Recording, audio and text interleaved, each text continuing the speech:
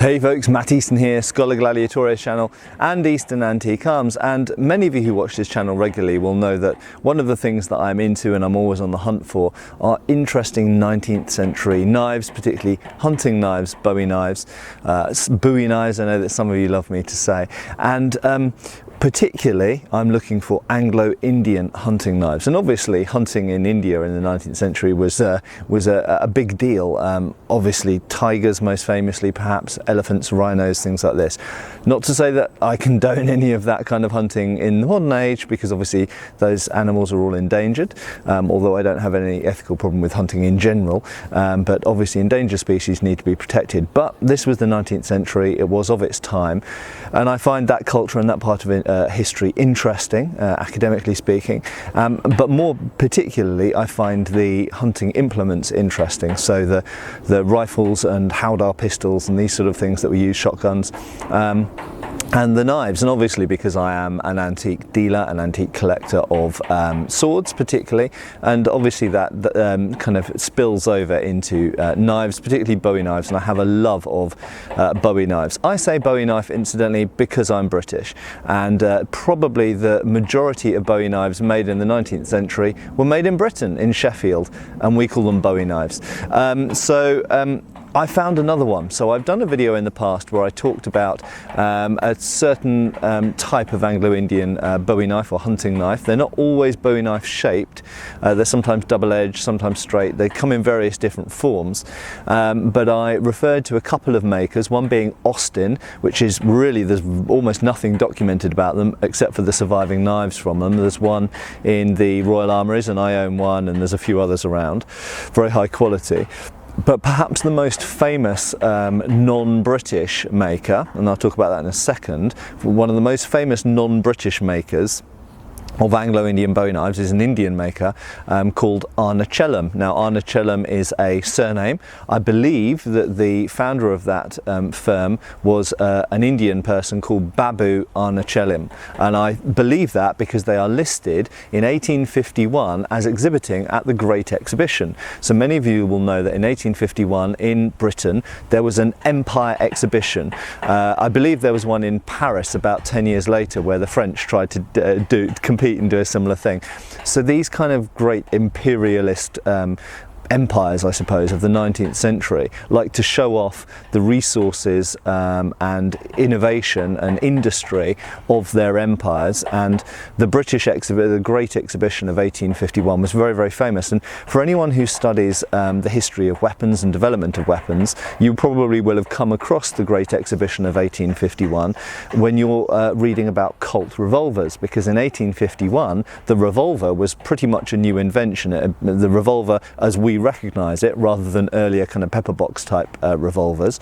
The revolver with a separate barrel was pretty much a new-ish invention. I know there had been flintlock types earlier on, but it pretty much a new invention in 1851 because it come about in the 1840s, and Colt of course had really perfected, or rather for that period anyway, perfected a type of mechanism and patented it, with the result that lots of people in America couldn't really make revolvers until Colt's patent expired, or they had to find other ways of making revolvers that used, frankly, less efficient mechanisms. Although it wasn't always the case, there were some other very good mechanisms around. But Colt really had a stranglehold on the industry, and that's why Colonel Colt, Samuel Colt, has cemented himself in the mindset of pretty much anyone who studies firearms as the innovator of the revolver, despite the fact that lots of other people were around at the same time.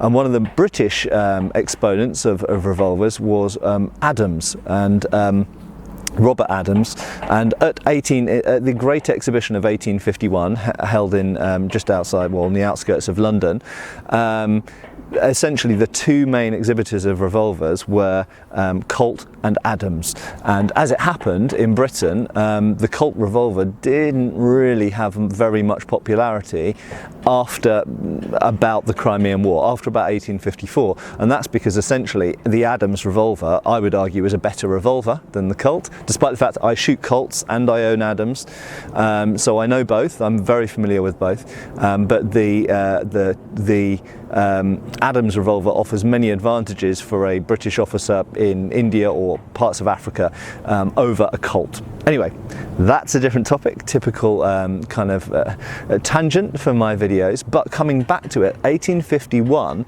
was very, very important therefore in the weapons industry, because it was also the period during which swords had recently, at least officers' swords, had recently changed design in Britain. So in 1845 a new type of blade, the so-called Wilkinson style blade or Wilkinson type blade, came in 1845 as regulation for officers. Not to say that they had to have that type of blade, but most did, and it was the standard one. It was the one that was manufactured in bulk for officers, many other things were coming in at that time as well, of course. So we were moving, generally speaking, in that period from muskets, smoothbore muskets, to rifles. So the mini rifle and then the Enfield rifle, which came in 1853, but there were earlier rifles that were starting to take over from muskets and replace muskets.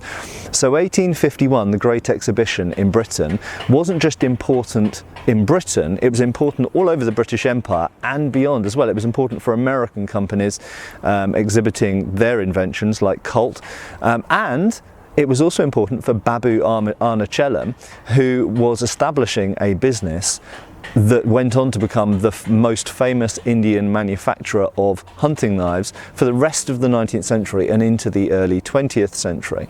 And in fact, it went on to become Arnachellum, based in Salem in India, Salem, and it became Arnachellum and Sons in due course. Now, I have I have an Arnachellum of Salem knife, probably dating to maybe the 1880s, that kind of date, could even be earlier.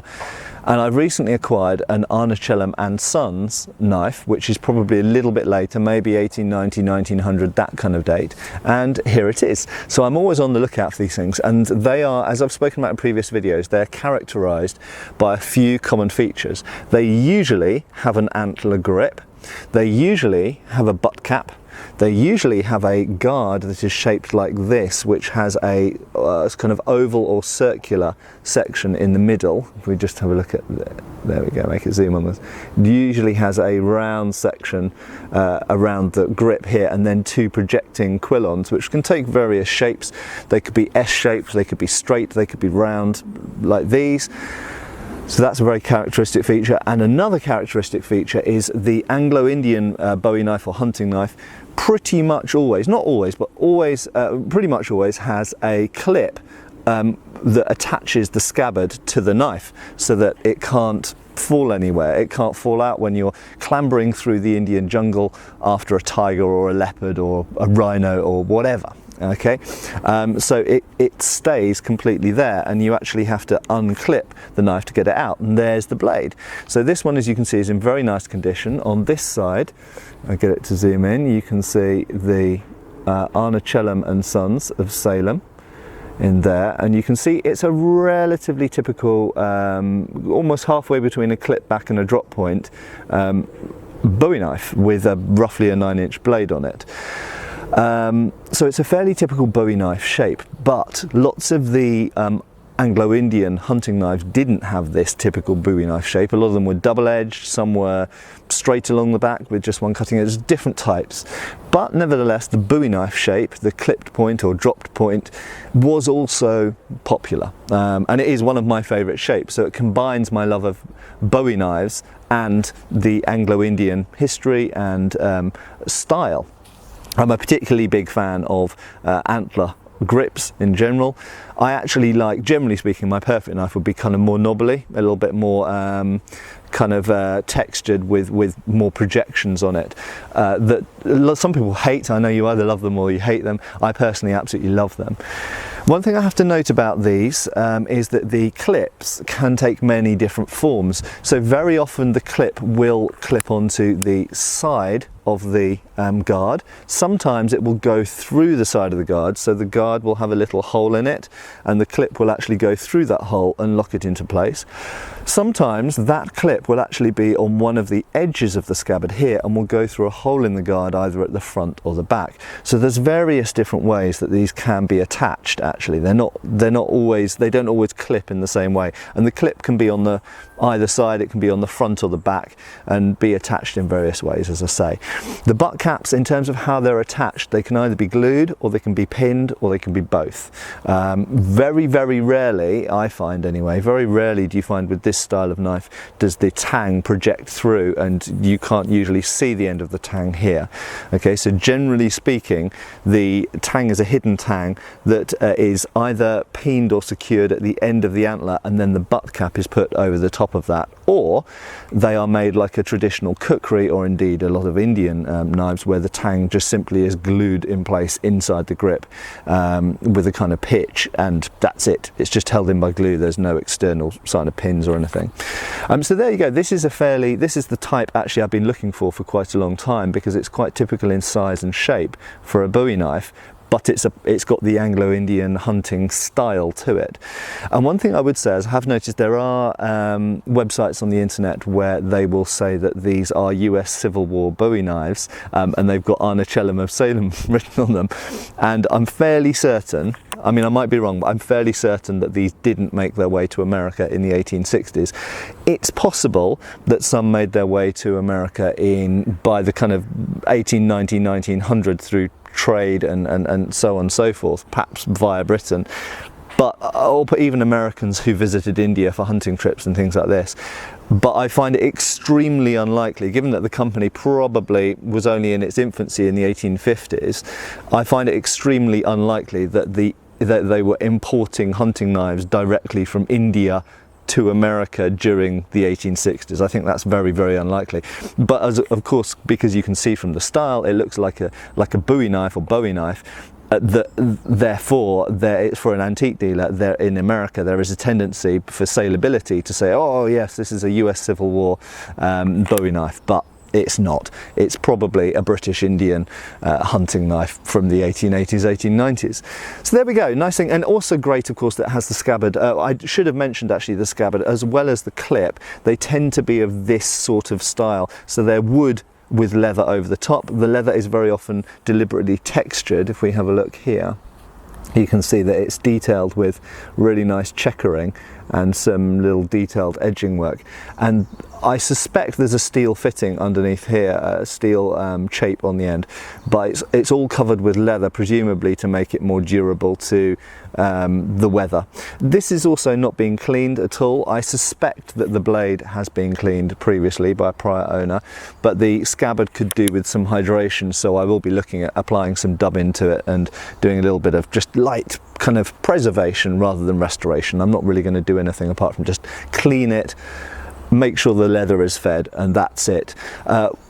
In terms of the kind of modern usability of the knife, it is completely functional. It's got a fairly sharp edge. Obviously you could hone that to a razor edge if you wanted. It is fairly sharp already. There is a little bit of movement in the guard and the ferrule, and a tiniest bit of movement in the grip, which is a shame. I prefer things when they're completely and utterly secure, but you know, sometimes you can't help those things. So there's a little bit of movement, and that is due to contraction, almost certainly due to contraction of the organic material over the course of the 120 or 30 or 40 years that this has been in existence, because that will contract and shrink slightly with age.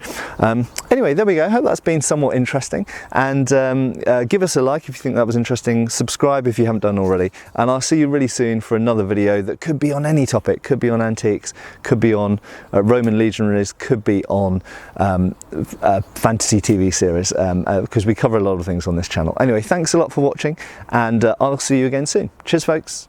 Thanks for watching. We've got extra videos on Patreon. Please give our Facebook a like and subscribe if you haven't already. Cheers, folks.